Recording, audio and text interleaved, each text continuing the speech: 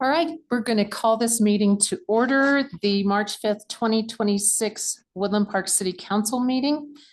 And before we get started, I have an announcement to make. This council just came out of an executive session at about 5:21, I believe is when we ended. And we've been just waiting for 6 o'clock to get started, but I have an announcement to make after our executive session. The time is now 6:01 p.m. and the executive session has been concluded. Will all participants in the executive session please state their names for the record?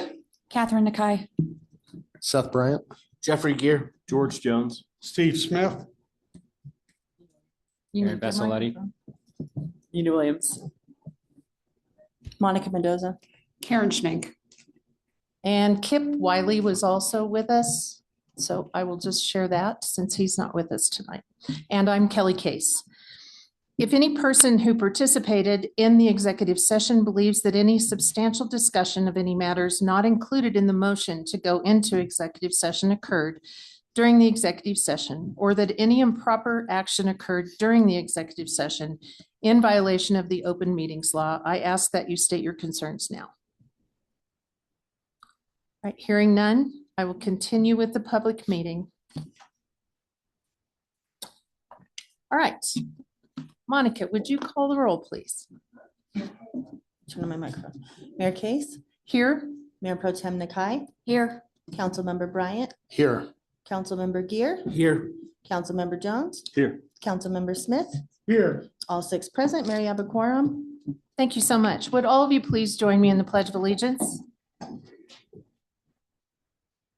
I pledge allegiance to the flag of the United States of America and to the republic for which it stands, one nation under God, indivisible, with liberty and justice for all. Thank you. Item 3 is ceremonies, presentations, and appointments. A is Citizens Academy graduation. Kristen.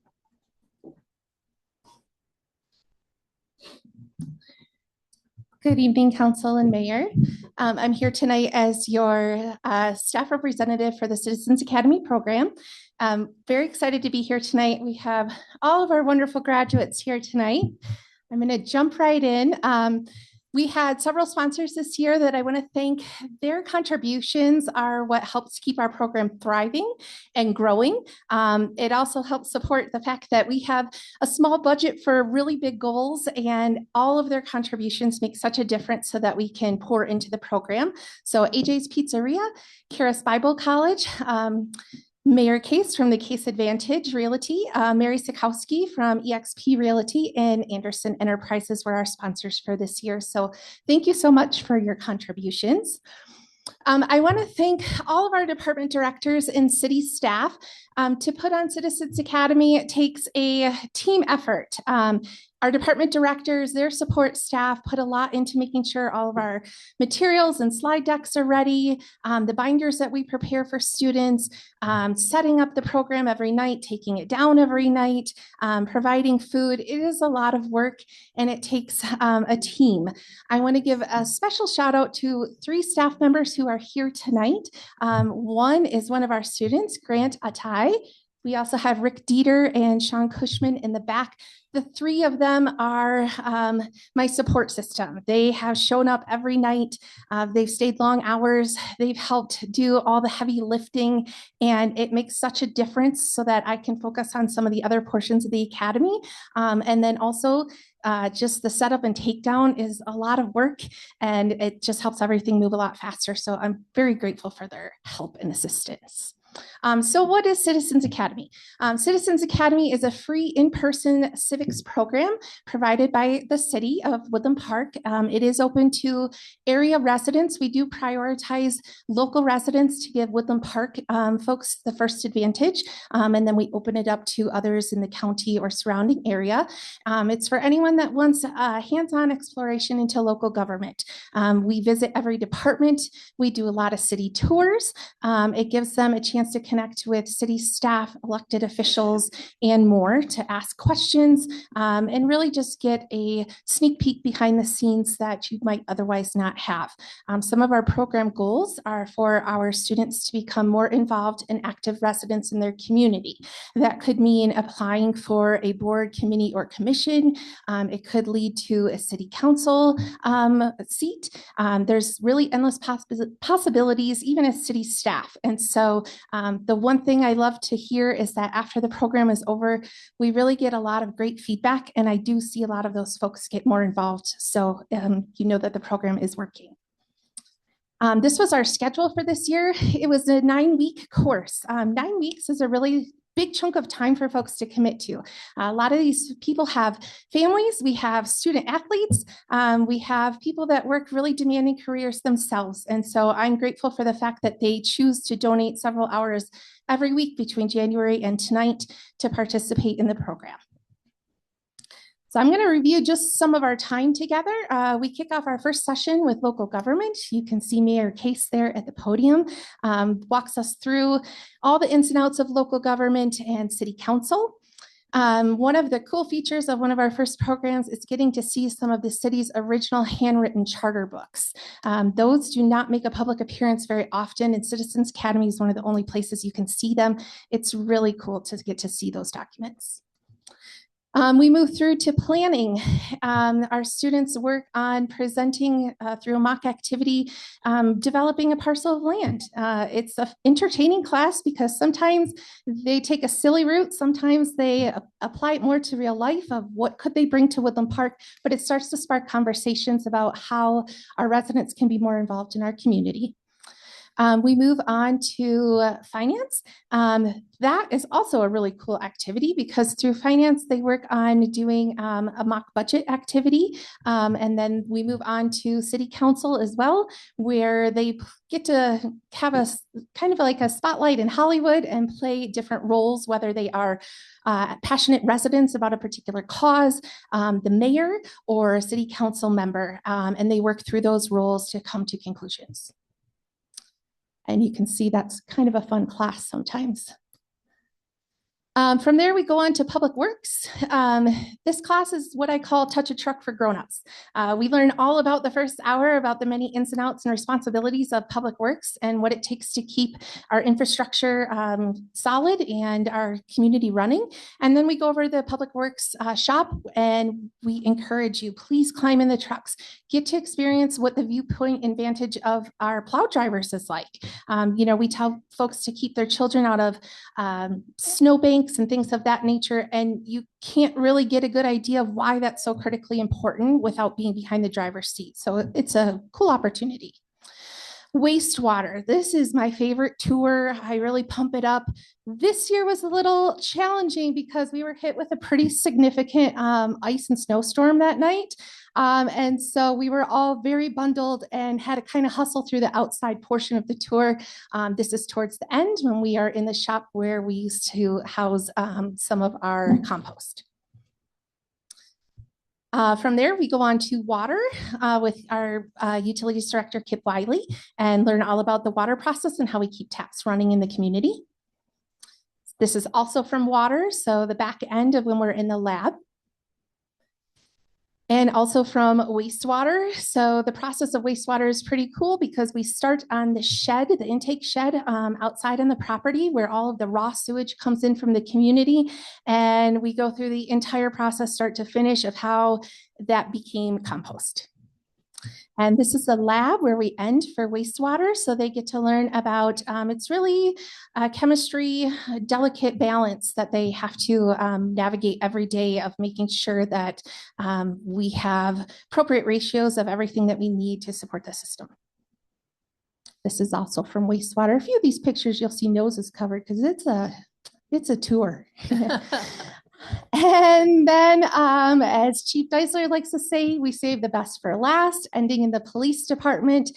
He spends a lot of time connecting with our students, talking about how they lead and how our police department is distinguishable from other departments by how we connect with our residents.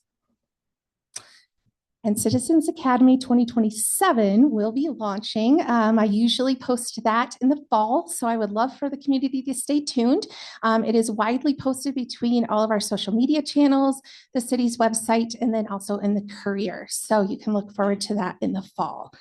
Right now, I would love to invite all of my students up to the front so they can be recognized for their achievement of graduating the program.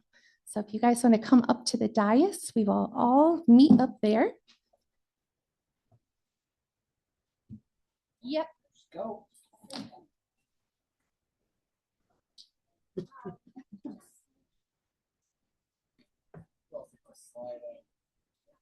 Why don't you guys slide this way and center yourself by the flags so that they're in your picture? Absolutely.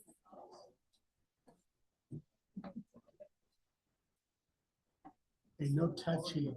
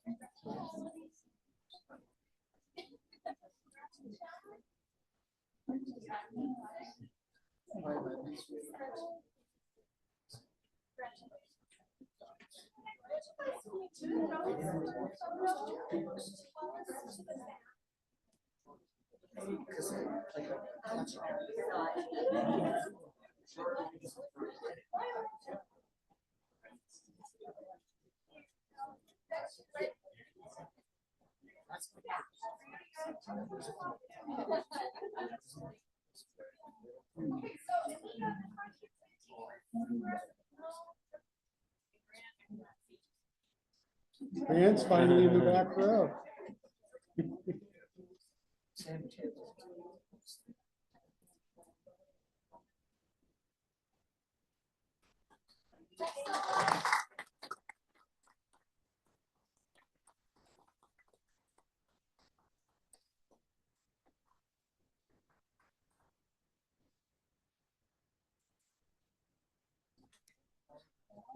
You bet. Thank you. Congratulations to all of you for your success in graduating from the program. And Kristen, thank you so much for all the hard work you do to put that on for the community. And I see you were congratulated with some beautiful flowers, or thanked, I should say. You bet. All right, that's the fun stuff. Well, we still got fun stuff. 3B is the DDA microgrant update from Anita Riggle, please. Thank you.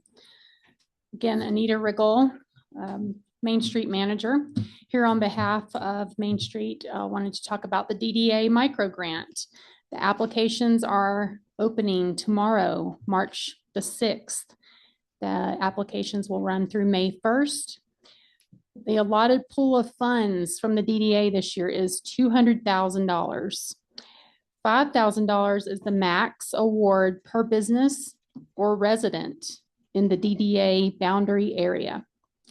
All applications this year must be submitted online and will be approved on a rolling basis. The DDA microgrant application is it will be live tomorrow on the city website. If anyone needs assistance through this process, since it's online this year, please contact me. We have Main Street board members and volunteers that are going to help guide you through this process. So basically, you can just contact me. We'll set up an appointment. We can meet here at the city, or we can meet at the library and help you through the process of getting that grant application submitted. Grant funds must be applied to public-facing improvements, and it's on a reimbursement basis. So money is awarded after the project has been completed. Examples of the projects from last year: there was new paint on buildings, fencing, lighting, updated signage, new doors, new windows, paved parking lots. Again, your completed projects have to be finalized and the final report in by October the 30th of this year. Do I have any questions? Council, do you have any questions? I do have one. I heard you say that it was a maximum of $5,000 per business or resident. Does that mean residences within the DDA area can also apply for these grants as long as it's public facing improvements? Correct. And how long are you taking applications? Through May 1st. May 1st. Thanks. All right. Thank you, Anita. Thank you so much. Appreciate it. Uh-huh. Everybody get your grant applications in. Anita, are you still with us? Would you give us some information on how to contact you? The information is on the website, Okay, my email address or my phone number. all right. Thank you. Yes, thank you. Appreciate it. Okay, item 3C is sales tax update December 2025. Aaron. All right, so we have the year-end December 2025 sales tax update. We were looking a little bit lower when we did our budget projections at about 2.5%, and we ended up coming in a little bit higher both November and December. So things have been pretty well for the end of the year here. So December year to date, we ended up 2.9% up year over year. We ended up $248,000 over 2024 for a total sales tax collection of our 3% sales tax at $8,810,364. The month of December was up 4.9%, up 42,000 over last year, $910,000 collected. For lodging tax, it's been the same story pretty much all year. So year to date, we were down 36.8%. The month of December was down 65.1. So we had a total collection year to date of 244,000. December was down $11,204. All right, and you can see from the chart how we were looking. Last year, December was kind of an off year. We had kind of some issues with our sales tax system at the state level that caused some fluctuations we had for about 6-7 months. So when you look year over year, the light green line is the 2025 numbers. And you can see when you look against last year, we were up most of the months, but when you look against 2023, there were a couple of months where we were a little bit down actually, and that was some of that fluctuation that we saw. But overall, the year was pretty consistent, and I'm hoping that as we move into this year, we'll see the sales tax kind of flatten out to where we expect it to be at about 2.5% up. All right, any questions on that? Council, any questions of Aaron? All All right, right, thank you very much. thank you, Aaron. Item 4 is additions, deletions, or corrections to the agenda. Monica, do we have anything? We don't have anything. All right, thank you. Item 5 is the consent calendar. Council, we have 2 items. A is approval of the February 19th, 2026 City Council meeting minutes. And item B is approval of the January 2026 Statement of Expenditures. Do you have anything you want to pull off, or if not, I'd ask for a motion, please. Then I'll make a motion to approve the consent calendar as written. I'll second. Thank you. We have a motion and a second. Any further discussion? Monica? Case, Yes. Nakai, Yes. Bryant, Yes. Gear, Yes. Jones. Yes. Smith, Yes. and the motion passes unanimously. Thank you, council. Excuse me just a minute.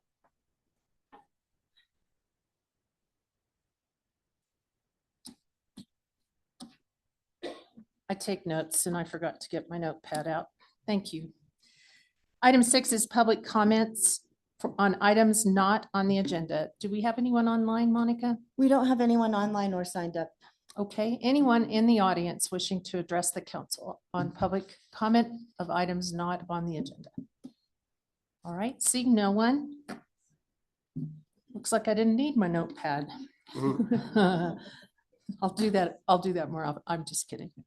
Item 7 is unfinished business, and we have nothing. Item 8 is ordinances on initial posting. We don't have anything. And item A is approval of a new hotel and restaurant liquor license for Vista Lounge located at 19251 East US Highway 24, Suite A, Woodland Park, Colorado. This is a QJ item, council. Monica. Yes, so as you said, we do have a liquor license, hotel and restaurant liquor license on the agenda for Vista Lounge. The applicant is Jaden Lopez, and he has met all of the criteria and we do not have an issue with the character of this applicant. He is here in the audience tonight. If you would like to speak with him or ask him any questions, if you would like to come up. If the applicant would please come to the podium. Give us your name and city of residence, please.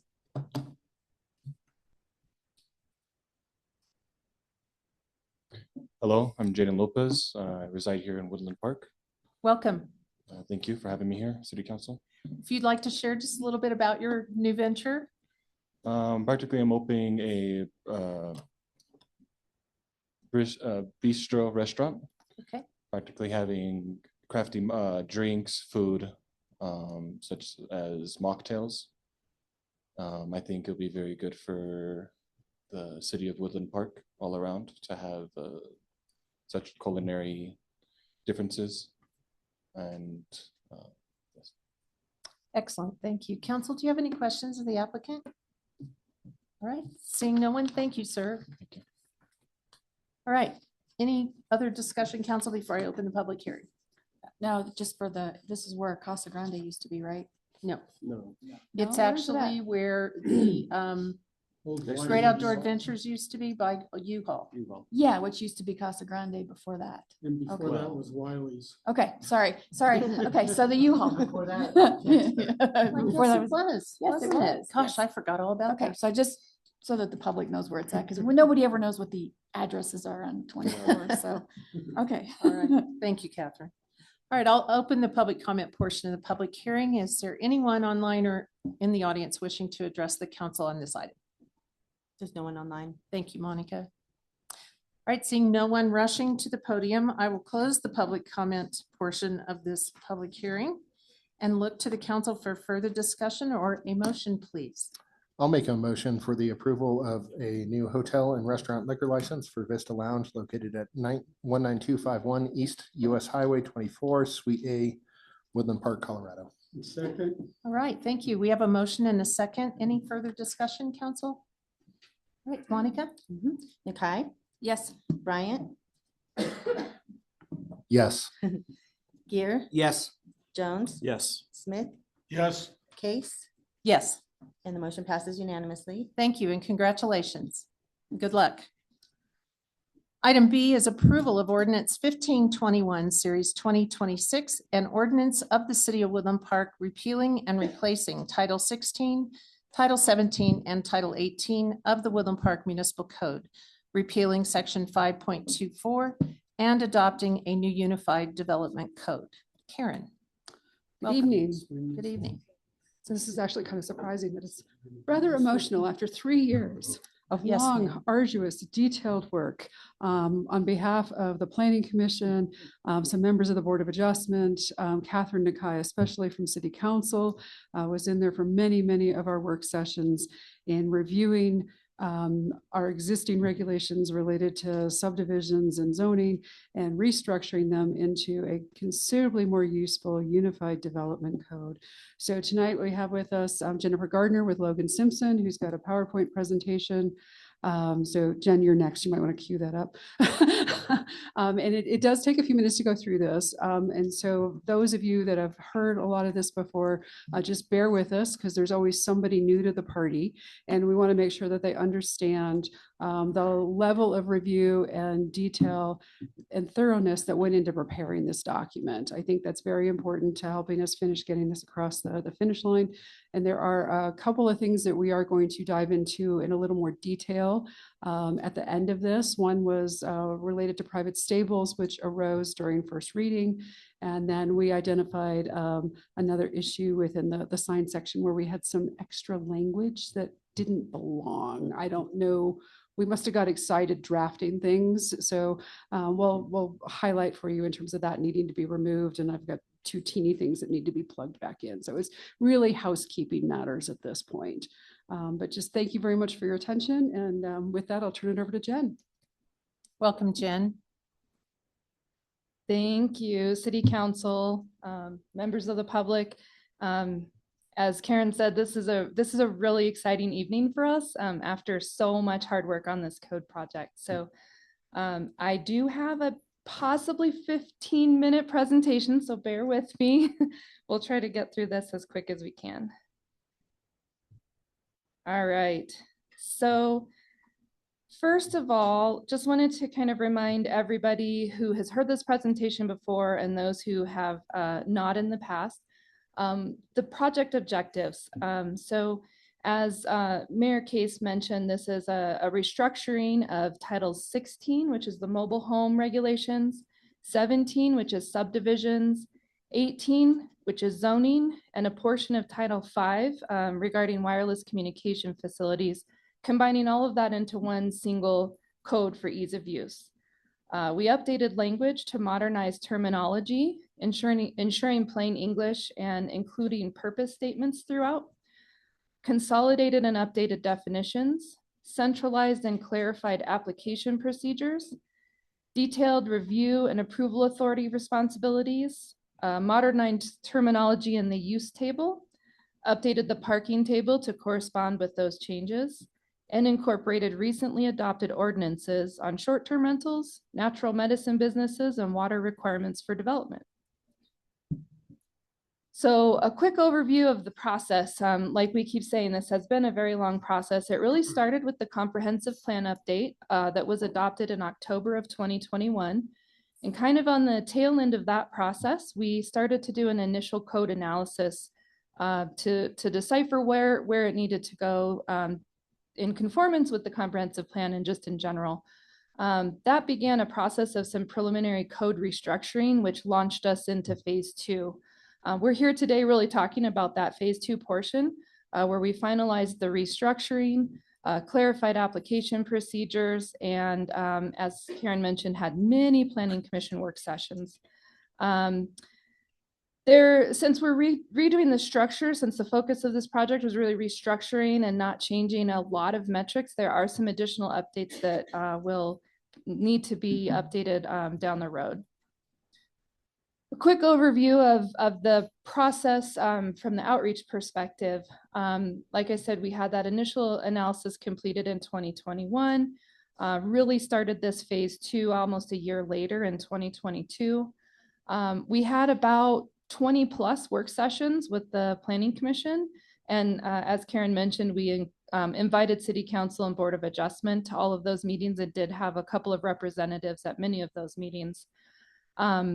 Once we were done with all those work sessions, cleaning up the code, getting it ready for public launch, we launched it out to the public for a 1-month review period in December of 2025. Closed that at the beginning of January, addressed comments, and had our first Planning Commission hearing January 22nd, 2026. Following that, we had a work session with City Council, and then we had our first reading to open this public hearing a couple of weeks ago. So Jen, I apologize for jumping in, but I also want to note that prior to the public review period in December, this did go through a legal review. So it did also have legal eyes review the details of what's in there before it went out to the general public. So thank you. Thank you, Karen. All right, so we've talked about how this was a major restructuring. You can see the kind of box over on the left, the pinkish box, is all the existing regulations that were pulled over to this new code structure. So this shows the 3 main titles. As I mentioned before, there is a portion of Title 5 in there as well. There are many chapters in the existing titles, a lot of repetitive language, a lot of inconsistencies in the language and inconsistencies in how they tie, each of these sections tie to each other. So with the restructure, we've pulled all that into 7 new chapters that are individual and distinct and have their own purpose, but also really work together. So we have our general provisions, zone districts, development standards, use standards, subdivision standards, administration, and definitions. And I'll go through each of those chapters here in a second. We wanted to highlight some items that were not updated in this effort. As we mentioned earlier, it was a targeted update, largely focused on restructuring the existing provisions. So we steered clear of updating existing specific metrics and provisions associated with items such as signs, parking metrics, and architectural design guidelines. Additionally, the lot coverage, setback, lot size, density, and building height standards remain the same. And it's also important to note that the requirements for operating short-term rentals remain the same as when our citizens approved the ordinance in December of 2023. Related titles 19 and 20 regarding vested property rights and flood regulations do remain as separate titles. And as we went through this process, we did identify several items that needed a little more discussion and maybe a longer review. And those have not been updated in this draft. So architectural design guidelines, looking at maybe some dark sky lighting standards, parking metrics. We did reorganize the parking table, but need to probably look at those metrics a little bit to modernize them. Landscape standards could use a bit of work. The sign code is not, it could use a little bit more work to be more federally compliant. Manufactured modular tiny home location clarification. The mobile home park regulations are actually rather dated. And we recognize that they may need some updating as well. The overlay maps could be pulled out of the code and referenced in, via the website. Park definitions could be reviewed, special use permits. There's a list of special use permits that were rolled into the application procedures, but could use another look at those. There's some additional uses that could use some, one more touch. We did quite a bit of work to the use table. And then the city engineering specifications are pretty much ripe for a review as well and update. And then looking at residential uses in commercial zone districts. All right, I'm going to walk through each chapter, give you the purpose of the chapter and kind of a general content overview. So the purpose of the general provisions, this is kind of the front matter of the whole code. It provides a central location that the documents the foundational rules and overarching terms that govern the entire document.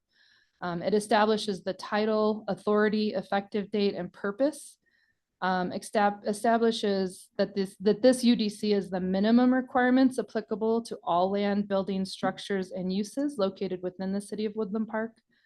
It includes a section on how to interpret provisions and how they relate to other adopted policies and regulations, and brings in all the non-conforming regulations, violations, and enforcement that is applicable to the entire UDC. Chapter 2, this is the zone districts, and this is kind of one of the basic foundations of the code, really establishing the zoning for the city of Woodland Park, describing the purpose of each zone district along with dimensional standards applicable to each district. It incorporates the official zoning map and includes general standards sections, a general standards section at the beginning that directs users to other chapters to tie all the different components together. We did put all of the zone districts in categories or groups by residential and non-residential categories, as you can see in this table here. The zone districts are listed throughout the chapter in the same order that they are in the use table and in the parking table for consistency throughout. And the manufactured home park, you'll see, is a title in here that was previously known as mobile home park. So that's one of the major changes, or one name change in here. There's a reference section off to the right that references you down to a section after this table. So you can go down to each of the different sections for your descriptions and dimensional standards. And then each of those sections is organized consistently throughout. So you have a purpose statement, a table of dimensional standards, and then any additional standards as applicable. Manufactured home parks is one of those that has quite a few additional standards. All right, chapter 3. The purpose of this chapter is to provide development standards, performance standards, and design guidance for the development and redevelopment of property to facilitate the creation and maintenance of safe, functional, and aesthetically pleasing development throughout the community. Applies to all new or substantially improved uses of real property. And the contents of this chapter were previously located primarily in Title 18, which was the zoning chapter, and a little bit from 17.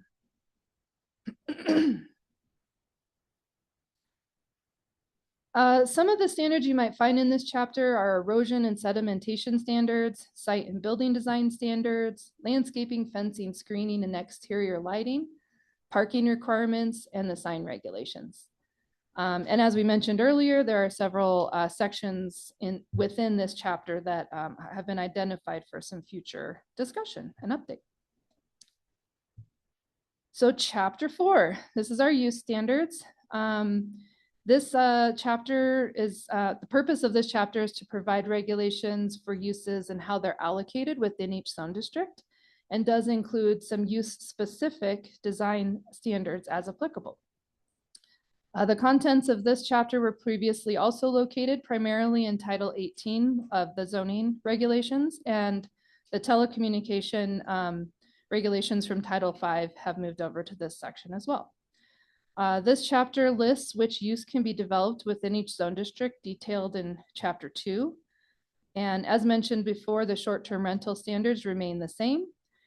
And standards applicable to all uses, including items such as neighborhood character, fire, odor, particulate emissions, smoke, and traffic, have been all combined into one section.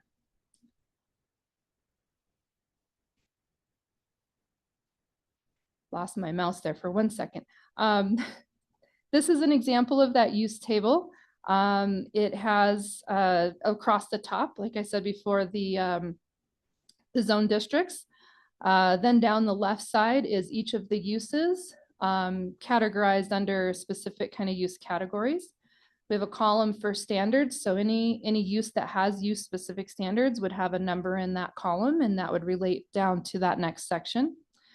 And then you have across all the little letters indicate P is an allowed use, C is a conditional use, S is a special use, T is a temporary use, G is a use that may be allowed through a PUD general development plan, and then blank cells are those that are not allowed. Some of the labels have been consolidated or renamed to modernize the code a little bit. And then all the definitions for each of these uses are located in Chapter 7. So this is just a little bit of guidance on how all these components tie together. So you have that zoning map from the beginning. Say you have a residential property and you want to do a home occupation. So you would look at the zoning map to identify your zone district. You would go to that use table and cross-reference the home occupation with your zone district and see that it's permitted in your residential zone district.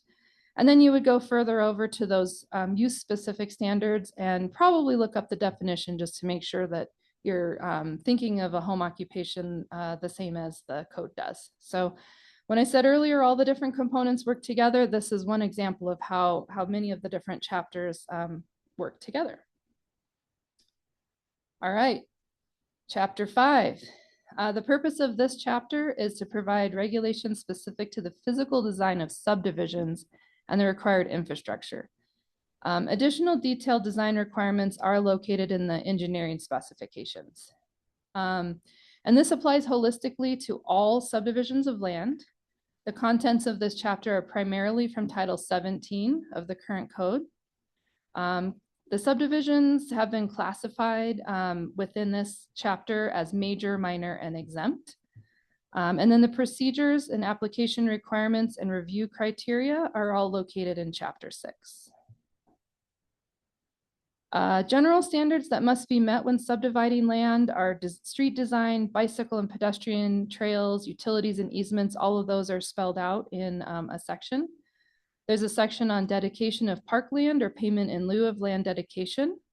This section, although the metrics didn't change, some of the organization of it did, and some of the terminology, following a bit of research, kind of trailing back through all the ordinances over the years to make sure that it really captured the intent of that section.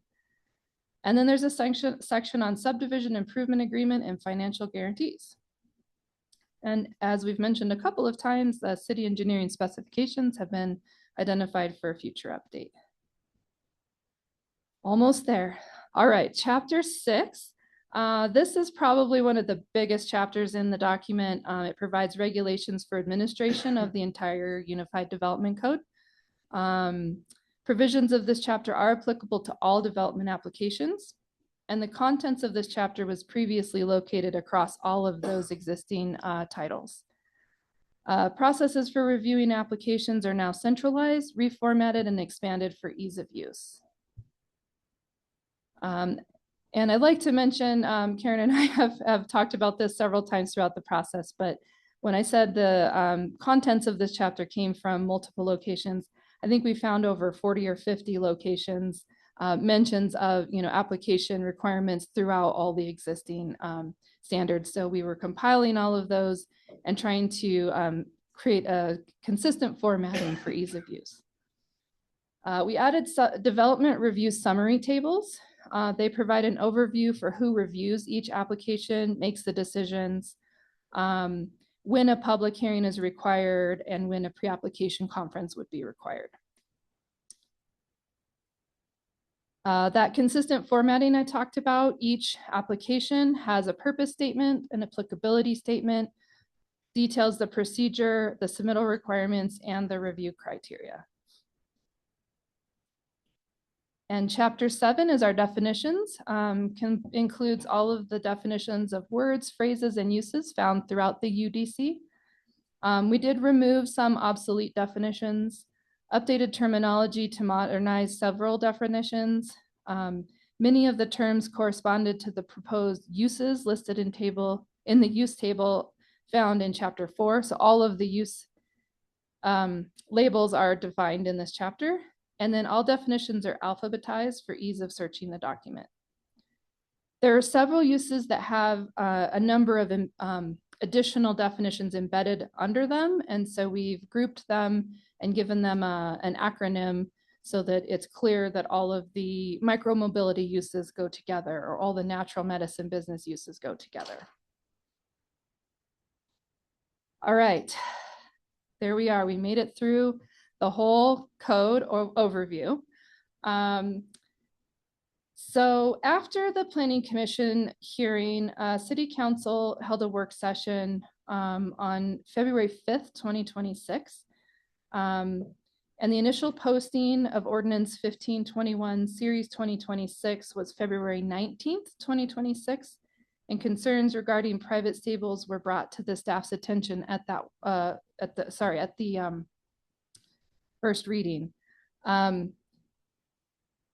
wanted to say that Planning Commission, I jumbled that up a little bit, but Planning Commission did find the proposed UDC meets the objective of the project, and we have a recommendation tonight that with the correction, or they had a recommendation that with the correction of a typographic error that was fixed in the document that you guys have before you, there was an error in table 4.03-1, table of uses.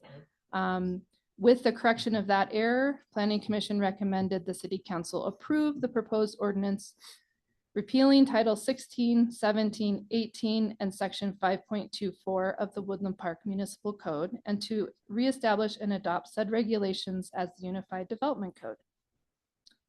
I have a couple more slides about some additional potential amendments. This is what I was talking about before. At that first reading, there was some discussion about the stable use of the term stables in the code.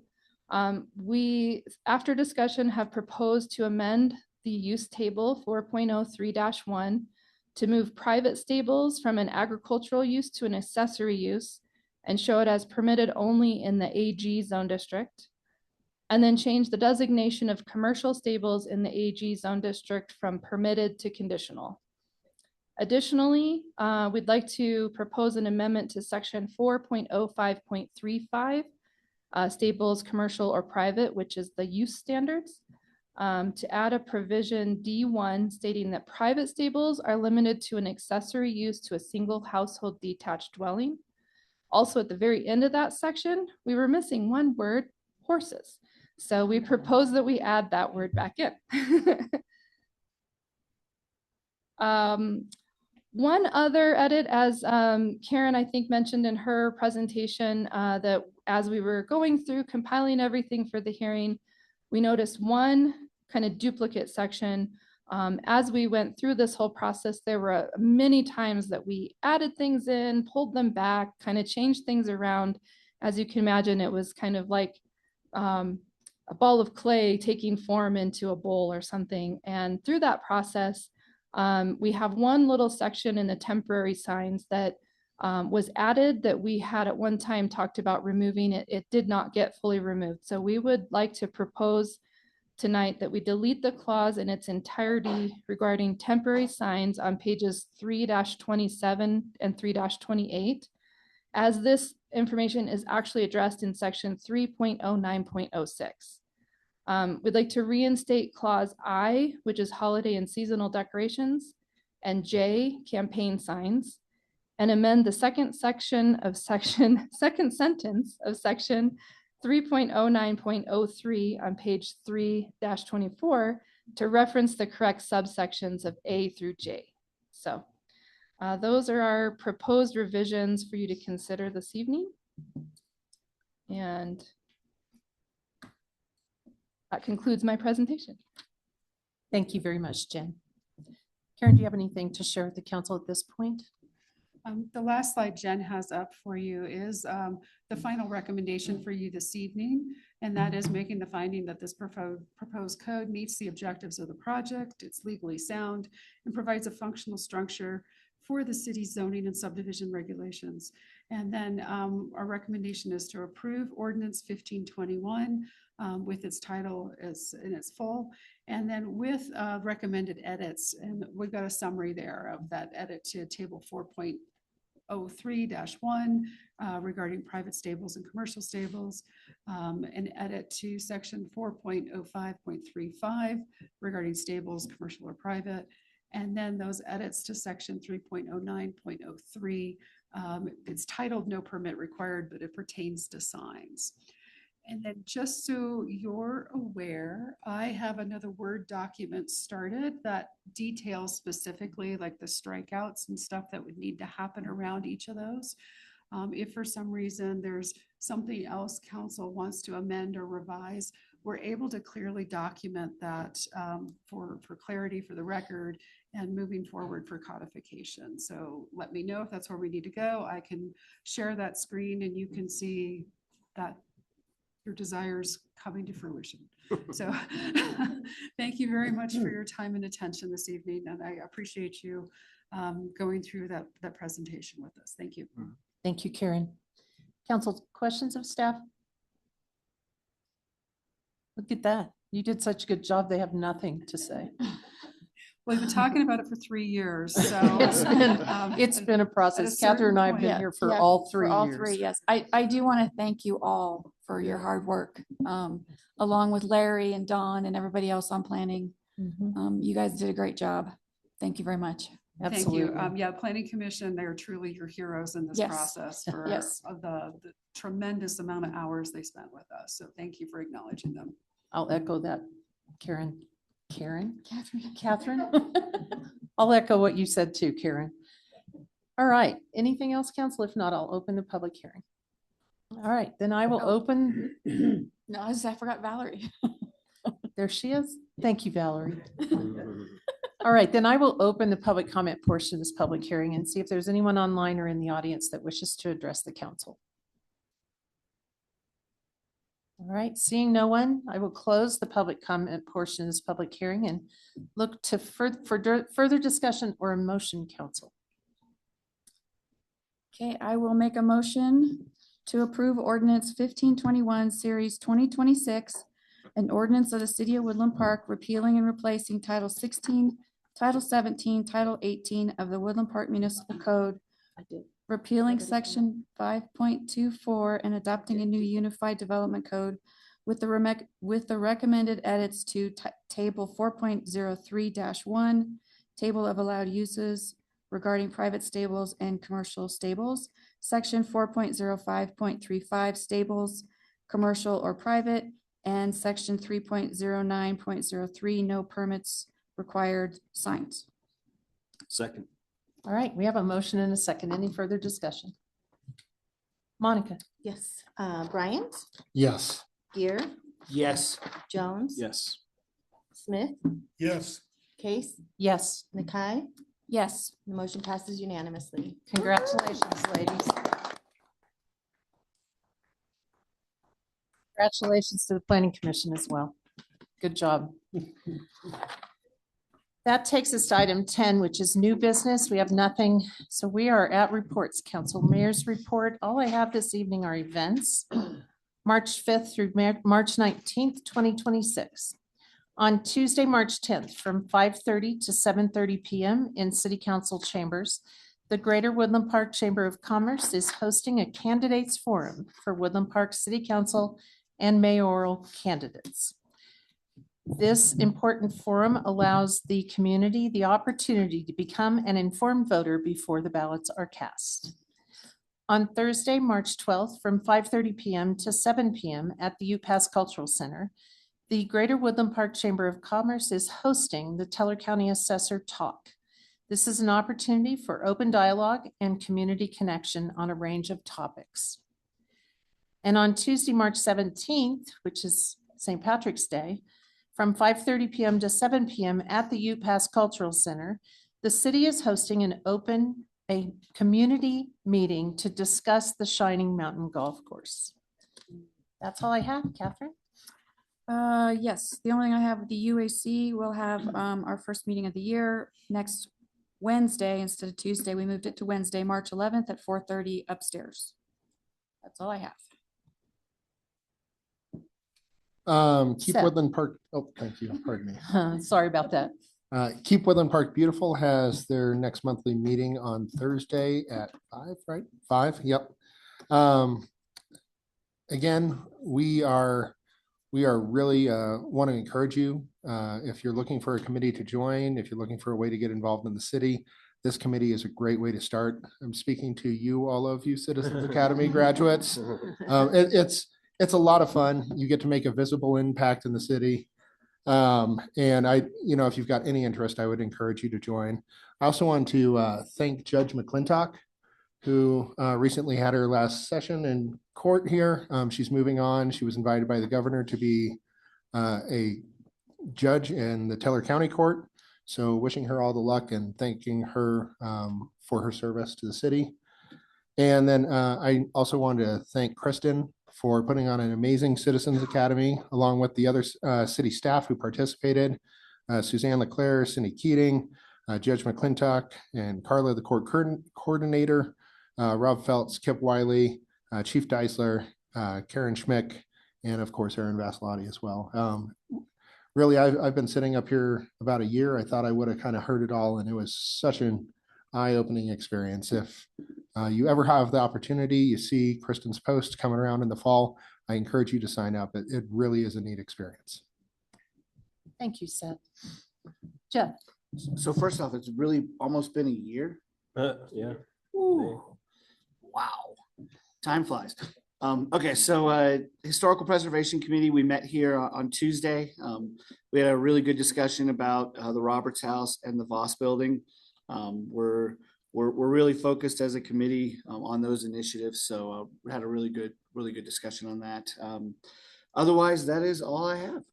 Thank you, Jeff. George. Yeah, I just wanted to update or follow up with your announcement on the golf open house. I just want to make sure everybody understands it's at the Ute Pass Cultural Center. It's not going to be at Shining Mountain. I've had a lot of questions about that. So That is correct. The golf course is not quite ready for an open house yet. Right. Very good. Other than that, Anita did a great job going through the micro grant. That's pretty much was going to be my report. So I'll just leave it at that. Thank you. Thank you, George. Steve. Well, I'm sure that Councilman Seth and Mayor Case can agree that we had a really good time last Wednesday at the high school with the AP for AP Classroom in Yes. Stone with their ice cream. What would you call that? Business venture or Business business venture. plan. Yeah, Yeah. it was excellent. Yeah.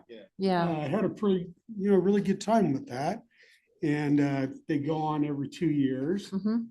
And it actually came down to, neck and neck to to two, projects. And that's how close they came, and it was really, really fun. They even had ice cream samples for us. Yeah, they did.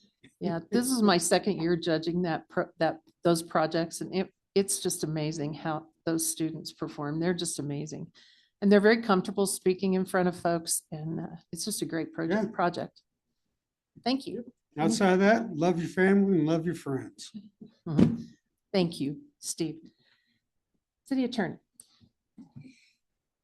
I just want to congratulate you all for the UDC adoption. I think it's been more than 3 years. I think we're working for maybe like 6, but it Seems just like shows it, the doesn't it? engagement of your community and how you guys really, as a council, gave that to the planning commission to really analyze, make recommendations. It's great to just be a part of that, and also just congratulations to the Citizen Academy. That's awesome that you guys do this. Absolutely. Congratulations again to you all. City Manager report, Aaron. Thank you. I will echo our attorney's comments. Great job to planning and the team. I mean, what a journey. So thank you so much. I think we really have a quality product and we still have a lot of work to do. So. But first, Aaron promised me a month off. Stay tuned, right? The fine print, no. I am really proud of the fact that that's been able to be completed, and now we can move forward to all of the other items that we can still address. So a lot of work to be done. That's the fun part. Citizens Academy group, I hope you enjoyed it. I hope that you'll spread the word throughout the community, because the more informed that our residents are, I think the better that is. So awesome job to Kristen. I hope you all enjoyed that, and we'll continue to look forward to doing that again next year. For the golf course community open house, I really do hope the community shows up for that. We're looking for to provide you with some updates and some vision for where we're trying to go, but then we really are looking for feedback and involvement. So I really do hope the community shows up for that, and it is at the Cultural Center. Thank you for that reminder. And then I'll turn it over to Monica for a little update on the election. Yeah, so just a brief update on the election. Today I provided the registered voter list to our vendor who prints and mails our ballots out, and ballots will be mailed out beginning March 16th and through that week. That's it. Thank you, Monica. Thank you, Aaron. And thank you, everyone. Without anything else, we are adjourned. Thank you. And it wasn't 6:30. It's almost 7. That's amazing.